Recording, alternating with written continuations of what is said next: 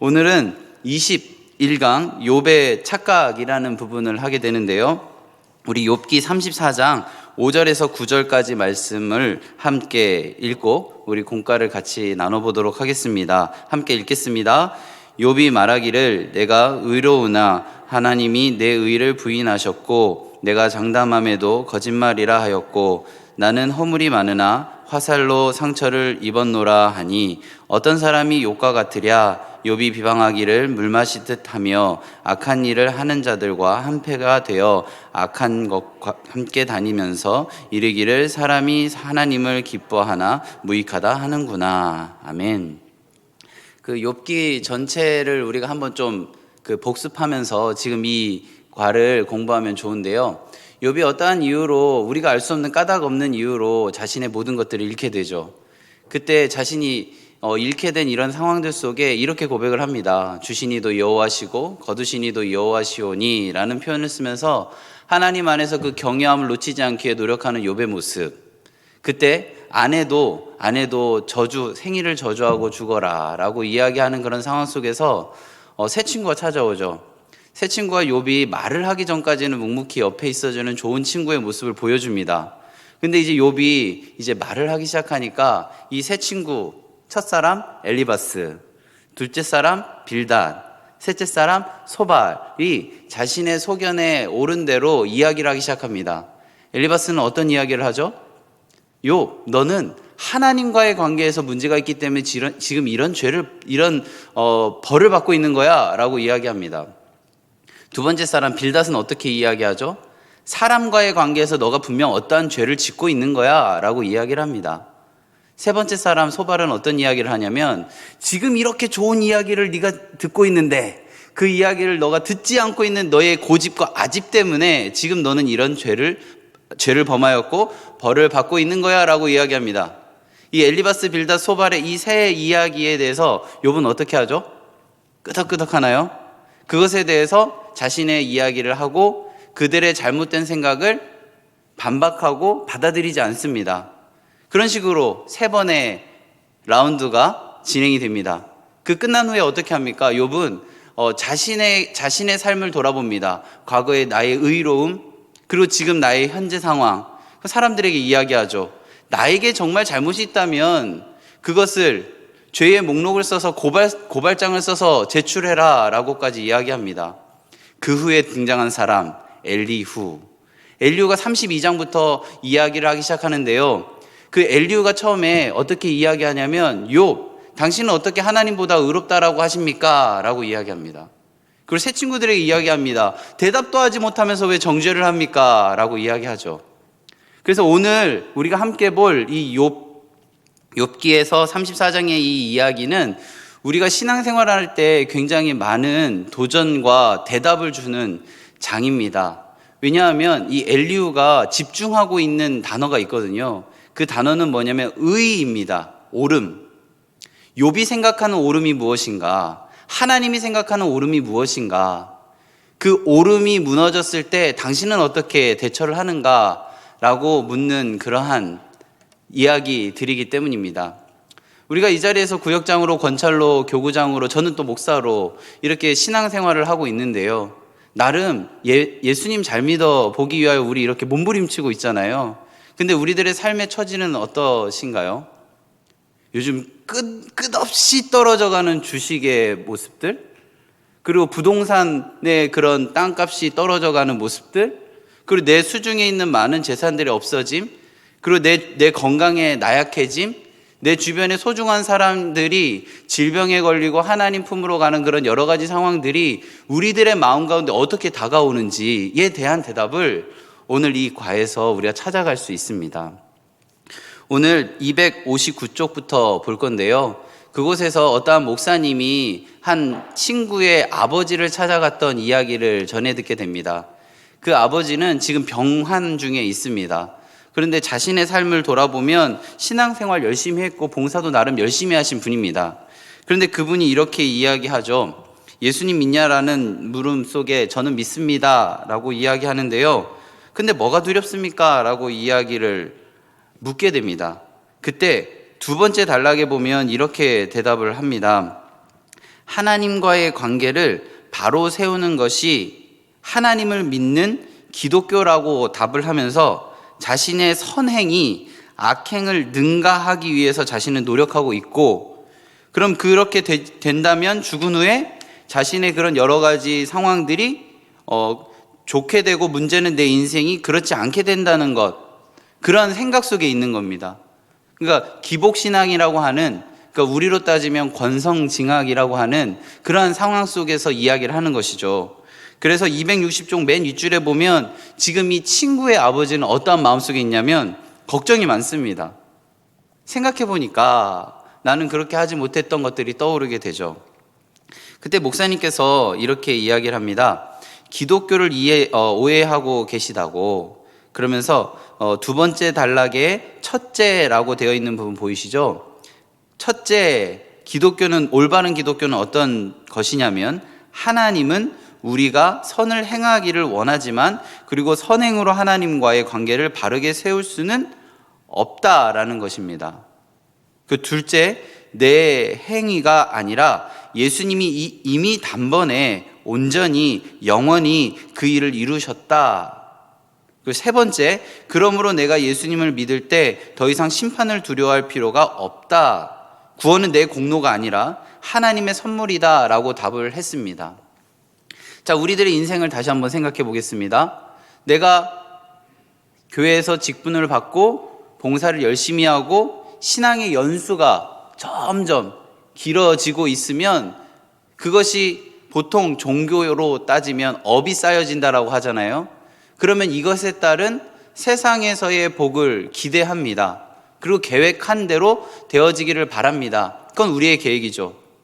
하나님의 계획 안에서 우리가 있다라는 것을 오늘 이 본문을 통해서 계속 반복해서 하는데요. 오늘 이 책에 소제목이 있습니다. 우리 259쪽으로 다시 한번 가서 욥의 착각 밑에 있는 한 줄, 이 말을 꼭 기억해야 합니다. 우리 같이 한번 읽어볼까요? 끝이 아니라 과정이다. 끝이 아니다, 과정이라는 거예요. 우리의 생각에는 끝인 것 같지만 하나님의 관점으로 보면 그것은 과정이다라는 것을 기억하셨으면 좋겠습니다. 그래서 261쪽 고난 중에 죄 짓는 이유에 대한 이야기들이 이제 시작이 되는데요. 욥은 참 대단한 사람입니다. 그리고 고난을 정말 잘 견디는 사람이고요. 기도 많이 하고 예배도 참 잘 드리는 사람입니다. 어느 정도냐면 그 욥기 1장에 보면 그 자녀들이 잔치를 벌였을 때 그 잔치를 하는 동안 죄를 범했을까 염려되어서 자녀들을 위해 예배를 드리던, 제사를 드리던 사람입니다. 어떻게든 의의를 자기 마음 가운데 지켜가기 위해서 그 새 친구와의 대화 끝에 내가 이런 노력을 했다라고 정말 구구절절히 이야기할 수 있는 사람입니다. 그 사람이 위대한 신앙의 고백까지 했던 이 욥이 하지만부터 우리 같이 읽어볼까요? 시작. 하지만 욥은 하나님이 내 의를 부인했다며 하나님을 바라보며 선을 행한 것이 무익하다고 착각했습니다. 그런데 욥이 왜 오해와 실수를 한 것일까요? 성경을 보면 욥은 혼자 있을 때가 아니라 친구들이 자신을 비난할 때 그들이 공격을 받고 대답하면서 자기도 모르게 실수를 한 것입니다. 그들이 하는 말을 반박하면서 그 말에 상처를 받았기 때문입니다. 악인의 짓밟음에 대하여 대답하는 중에 나온 것입니다. 저는 이 문장을 보면서 우리 인간이 참 연약하다라는 것을 꼭 기억해야 한다. 내가 신앙으로 단단하게 그 훈련을 받고 그리고 견디어갈 수 있는 힘이 내 안에 있다라고 생각하지만 나와 대화하는 저 사람도 죄인이고 나도 죄인이라는 사실을 기억해야 한다라고 여겨졌습니다. 욥은요, 혼자 있을 때는 전혀 그렇지 않았다고 이게 기록되어 있잖아요. 그런데 새 친구와 대화하면서 그들의 이야기들이 마음 가운데 다가오고 그것으로 인하여 마음 가운데 상처가 되었다라고 기록을 하고 있습니다. 우리가 구역 예배할 때 이 마음을 꼭 기억하셨으면 좋겠습니다. 우리가 하나님의 말을, 하나님의 말씀을, 성경을, 그리고 그것이 해석되어진 설교의 이야기들을 가지고 이야기를 나누지만 그 안에 우리 인간의 언어가 있다라는 것, 내 생각이 있다라는 것을 기억하시면서 그 언어가 누군가에게 상처가 될 수도 있다라는 마음으로, 기도하는 마음으로 그 시간들을 보내셨으면 좋겠습니다. 이 점을 누구는 알았다고요? 엘리후는 정확하게 알고 지적해 줍니다. 우리 같이 따옴표에 있는 부분 함께 읽겠습니다. 당신이 죄 때문에 고난을 받는 것은 아니지만 고난 중에 죄를 지을 수는 있다. 그러나 당신은 그러면 안 된다. 당신은 위대한 신앙인이기 때문이다. 다른 사람이 그렇게 말해도 받아들이지 말아야지. 그 말에 넘어가서 들이 하는 말을 그대로 당신에게 적용하면 안 된다. 내 의의가 공격을 받고 비난을 받을 때도 실수가 없어야 한다. 그것이 온전한 신앙이다. 여기서 의의라는 표현이 있죠. 내 안에 의의라고 세워진, 옳음이라고 세워진 부분을 우리는 공격을 받습니다. 그 받는 상황 속에, 그리고 비난을 받는 상황 속에서 우리가 실수가 없어야 하는데 실수할 수 있다라는 것을 우리는 인정해야 합니다. 그래서 욥은 그 모든 상황 속에서 그것이 흔들리게 되니까 세 가지 착각을 하게 됩니다. 우리 262쪽으로 넘어가면요, 욥이 한 첫 번째 착각은 하나님은 불의하다입니다. 하나님은 불의하다. 우리 34장 5절 말씀을 함께 읽겠습니다. 욥이 말하기를 내가 의로우나 하나님이 내 의를 부인하셨고, 즉 사람들은 고난당하는 것을 보고 죄 때문이라고 했습니다. 이로 인해 욥은 나는 잘못이 없는데 죄인 취급을 받는다. 하나님이 내 의를 부인하셨다. 그러므로 하나님은 불의하다라고 착각합니다. 우리 이러한 착각하고 있는 내 자신과 구역원들의 모습이 보이신다면 오늘 이 대화 속에서 답을 찾고 또 자기 자신에게 대답하시고 위로받고 또 우리 구역원들에게 대답해 주시고 위로하셨으면 좋겠습니다. 우리 두 번째 단락 마지막 줄인데요. 그러므로 내 형편에 따라 하나님의 의와 사랑과 지혜를 판단해서는 안 됩니다. 욥이 첫 번째 했던 착각에 대해 엘리후는 10절에서 12절에 이어 대답합니다. 우리 같이 읽겠습니다. 하나님은 불의를 행하지 않으신다. 행위를 따라 갚아주신다. 그러므로 하나님의 의를 인정하라. 내가 어떤 상황에 있어도 하나님은 의로우시다. 전능자는 악을 행하지 않으며 공의를 굽히지 않으신다. 하나님이 누구신가? 온 세상의 공의로 다스리신다. 그분의 의 가운데 우리가 사는 것이다. 그리고 모든 일에 절대 의로운 하나님은 너를 하지 않느냐? 불의하다고 몰아붙이겠느냐? 죄인이 정직한 재판관을 보고 불의하다는 말이 성립되겠느냐? 하나님이 얼마나 공평하신데 그러므로 하나님의 의를 부정하지 말라고 합니다. 우리가 생각해 보면 됩니다. 하나님께서 나를 사랑하시는가를 믿는가? 하나님께서 내 삶을 인도하시는가를 믿는가? 믿지 못한다면 왜 믿지 못하는가? 이 부분들. 그러면 문제가 하나님에게 있지 않고 내 안에 있다라는 사실을 우리는 알게 됩니다. 263쪽에 보면 세 번째 단락인데요. 그런데부터 함께 읽겠습니다. 그런데 하나님이 내 의를 부인했다고요? 아닙니다. 하나님은 어떻게 해서라도 나에게 의를 주는 분이고 그 의를 빛나게 하는 분이고 그 의에 대하여 상을 주는 분입니다. 이 사실을 잊지 마세요. 하나님께서는 우리에게 뭘 더 주고 싶어서 이렇게 생각하는 분이라는 것 꼭 기억하셨으면 좋겠습니다. 욥이 한 두 번째 착각입니다. 믿어봐야 소용없다. 이런 이야기 많이 들어보셨죠? 우리 43장 9절 말씀인데요. 우리 같이 읽겠습니다. 이르기를 사람이 하나님을 기뻐하나 무익하다 하는구나. 우리 264쪽인데요. 즉 내가 남보다 진실하고 가난한 자를 돌아보았고 좋은 일을 하면서 최선을 다해 살았는데 나에게 돌아온 보상이 무엇인가? 죄인들과 똑같이 망한다면 그렇게 살 필요가 있는가? 뭔가 좀 달라져야지.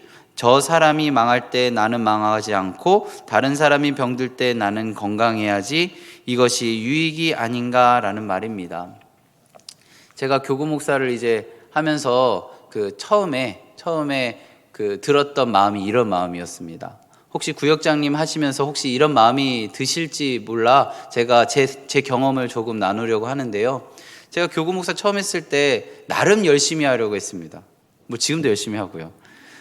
열심히 하려고 뭐 이렇게 성도님들에게 이야기도 하면서 제 생각도 많이 전하고 이런 시간들을 보내다 보니까 제 스스로 어떤 마음이 들었냐면 열심히 하면 열심히 할수록 오해가 쌓이는 것 같다라는 생각을 좀 하게 되었습니다.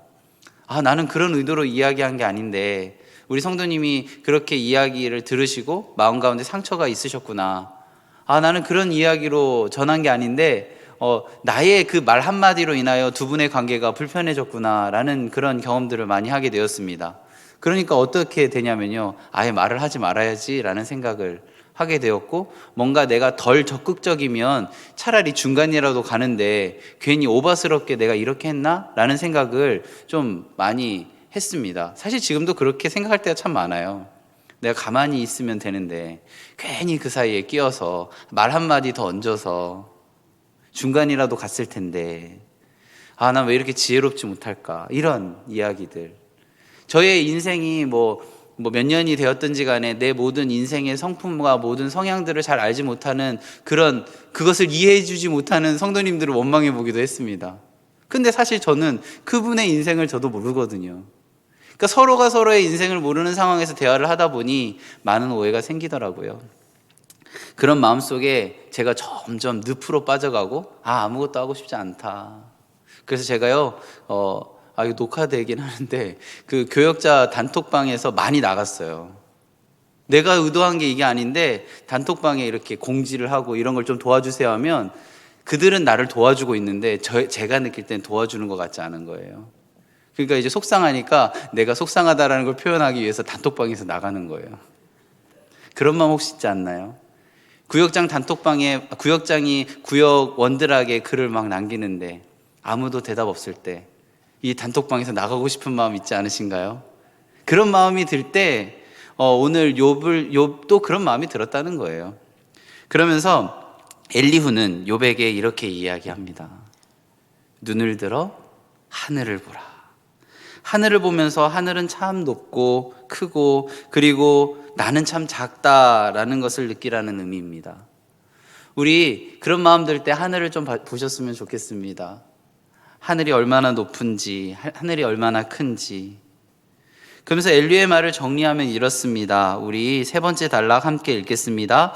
너는 지극히 작은 존재다. 내가 악하다고 하나님을 해롭게 할 수 있느냐? 내가 선을 행한다고 하나님을 이롭게 할 수 있느냐? 너는 누구를 위해 선을 행한 것이냐? 하나님을 위해서냐? 너 자신을 위해서냐? 너는 하나님을 위해 무엇을 했다고 생각하지만 하나님은 너에게 빚진 것이 없다. 그런데 어찌 감히 빚을 도촉하듯이 하나님께 따지느냐? 내가 무슨 자격으로 또 선하게 살아봤자 소용이 없다고? 얼마나 어리석은 소리인가. 우리는 하나님 앞에서는 내세울 것이 없다. 우리는 다 죄인이고 은혜로 사는 것뿐이다. 그 안에서 쥐꼬리만큼 뭘 했다고 보상을 바라는가? 그렇다면 너는 그 보상을 위해 선을 행했는가? 이 질문 앞에 참 부끄러워지는 제 자신을 바라봤습니다. 그래서 마지막 아래서 두 번째 줄인데요. 당장 내 앞에 보이는 이익이 없다고 해서 하나님을 섬기는 일이 유익이 없다고 말할 수 있습니까? 그런 말을 해서는 안 됩니다. 우리는 선한 행위의 목적이라는 것이 이 세상에서 조금 더 나은 축복을 얻겠다는 것인가요? 하늘을 바라보십시오. 하나님은 아십니다. 하나님이 더 크고 영원한 것을 주려는 것입니다. 우리는 그것을 보지 못하고 빼앗겼다고만 생각합니다. 그래서 엘리후는 욥에게 하늘을 보라고 했습니다. 오늘 집에 돌아가실 때 하늘을 한번 보셨으면 좋겠습니다. 땅바닥 보는 것이 아니라 하늘 바라보면서 하나님의 뜻이 있겠지. 하나님이 나에게 이런 큰 복을 주셨구나 라고 느끼면서 행복한 마음으로 돌아가셨으면 좋겠습니다. 욥이 한 세 번째 착각입니다. 욥은 다 끝났다 라고 생각합니다. 우리 34장 14절에서 15절 말씀을 함께 읽겠습니다. 그가 만일 뜻을 정하고 그의 영과 목숨을 거두실진데 모든 육체가 다 함께 죽으며 사람은 흙으로 돌아가리라. 욥은 희망을 포기했습니다. 그러나 내가 볼 때는 다 끝났지만 하나님이 보기에는 어떻다고요? 끝이 아닙니다. 왜냐하면 하나님께서는 능치 못함이 없기 때문입니다.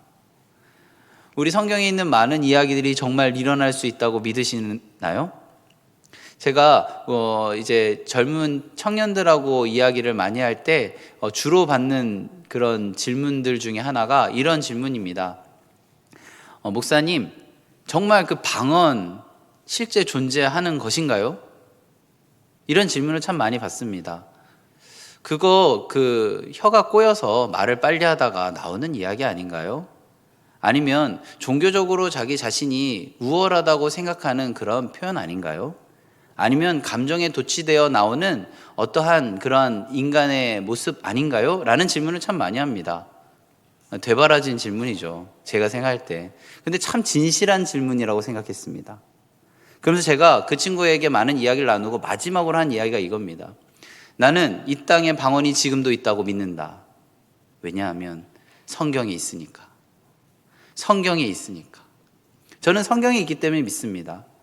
다른 신학적 논리가 아니라 성경의 오순절 다락방의 그 사건 속에서 방언이 있었고, 고린도 전서 후서에서 많은 성령의 역사 속에서 사도 바울은 방언이 있다고 이야기했기 때문입니다. 저는 우리 안에 있는 많은 이야기들이 과연 가능할까라는 물음 앞에 있을 때, 그게 끝났다라고 이야기할 때 저는 이렇게 이야기합니다. 온 열방이 주 앞에 돌아올 때까지 하나님께서는 기다리고 계시다. 주의 날이 언제냐고 물어볼 때 주의 날은 하루가 1000년 같지만 1000년이 하루 같은 이유는 모든 열방이 주 앞에 오는 것을 하나님께서는 기다리고 계시기 때문이다. 왜냐하면 베드로 후서에 나와 있거든요. 더디다고 생각할 때 더딘 것이 아닙니다. 하나님께서 기다리고 계신 것입니다. 왜요? 성경에 기록되어 있거든요. 오늘 성경은 그렇게 이야기합니다. 하나님께서는 능치 못함이 없기 때문이다 라고 엘리후를 통해서 이야기합니다.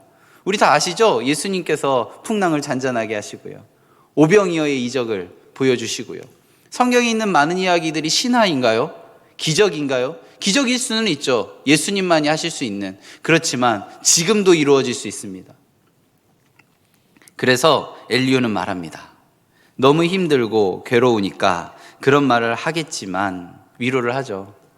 하나님은 나를 지은 분이다. 무에서 유를 창조하신 하나님께서는 불가능이 없다.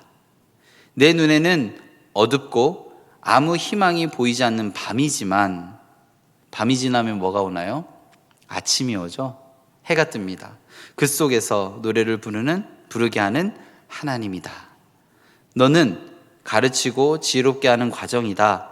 내 인생이 정말 이대로 끝날 것인지 아닌지 누가 결정하는가? 하나님이 결정하신다. 그런데 내가 뭔데 다 끝났다고 하느냐라고 합니다.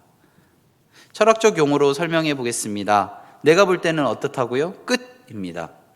그러나 하나님이 보실 때는 어떻다고요? 과정입니다. 그러므로 전능하신 하나님을 바라보며 절대로 절망하면 안 됩니다. 오늘도 수많은 사람이 고난 가운데서 욥과 같이 착각합니다. 우리도 그렇죠. 이런 착각이 우리 가운데서 빠져나가기를 바랍니다. 그래서 하나님을 제대로 알고 더 많이 사랑하는 하나님의 자녀가 되기를 간절히 바라고 축원합니다. 우리 기도하기 한번 같이 기도하는 마음으로 읽어볼까요? 살아계신 하나님, 욥은 하나님이 내 의를 부인했다고, 하나님을 바라보며 선을 행한 것이 무익하다고, 나에겐 더 이상 희망이 없고 죽을 일만 남았다고 착각했습니다. 그러나 아닙니다. 하나님은 불의하지 않습니다. 나에게 의를 주는 분입니다. 그리고 나는 하나님을 위해 한 것이 없습니다. 그러므로 하나님은 저에게 빚진 것이 없지만 더 크고 비교할 수 없이 좋은 것으로 갚아주십니다. 그리고 나는 끝났다고 생각하지만 그것은 나의 착각이고 언제 끝날지는 하나님만 아십니다. 그러므로 포기하거나 낙심하거나 절망하지 않게 하옵소서. 전능하신 하나님을 바라보며 고난 중에도 죄 짓지 않게 하소서. 아멘. 우리 나눔 질문 나누고 오늘 마치도록 하겠습니다. 첫 번째 나눔 질문입니다. 욥이 가졌던 하나님에 대한 착각 세 가지가 있었는데요. 첫 번째 무엇인가요? 하나님은 불의하다. 그죠? 두 번째 무엇인가요? 믿어봐야 소용없다. 세 번째, 다 끝났다. 자, 첫 번째 뭐라고요? 하나님은 불의하다. 두 번째는 믿어봐야 소용없다. 세 번째는 다 끝났다. 이번하고 두 번째, 세 번째 질문은 우리가 구역 안에서 풍성하게 나눌 수 있는 좋은 질문이라고 생각되어집니다. 하나님께서 나에게 허락하신 가장 큰 은혜가 무엇인지 나눠봅시다. 저에게 있어서 가장 큰 은혜는요, 여러 가지가 있는데요, 수서교회에 있는 것입니다. 녹화되기 때문에 이런 얘기 드리는 거 절대 아니고요, 정말이에요. 그리고 두 번째는요, 제 사랑하는 가족을 만난 것, 은혜고요. 그리고 저에게 있어서 걸어갈 수 있는 이 땅을 허락되어진 것, 은혜입니다. 그리고 볼 수 있는 시력을 주신 것, 은혜고요.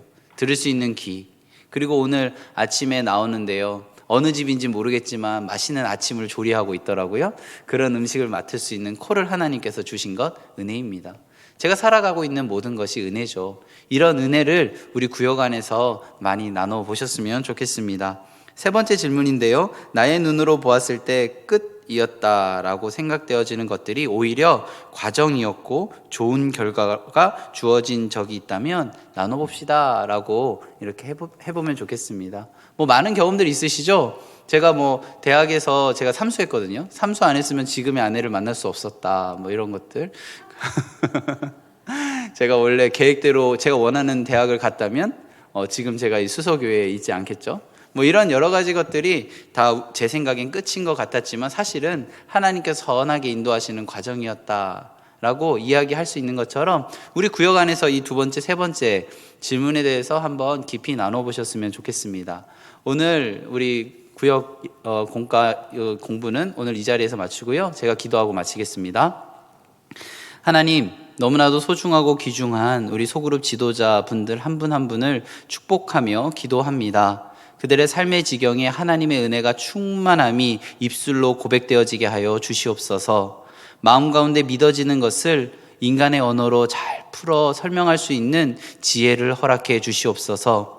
우리 소그룹 지도자분들의 그 고백을 통하여 구역원들이 행복해지고 구역이 더욱더 단단하게 조여지는 귀한 은혜의 시간들을 주께서 열어주시옵소서. 주님께서 그 모든 것들을 주도하시며 인도하실 줄로 믿습니다. 예수님 이름으로 기도드립니다. 아멘.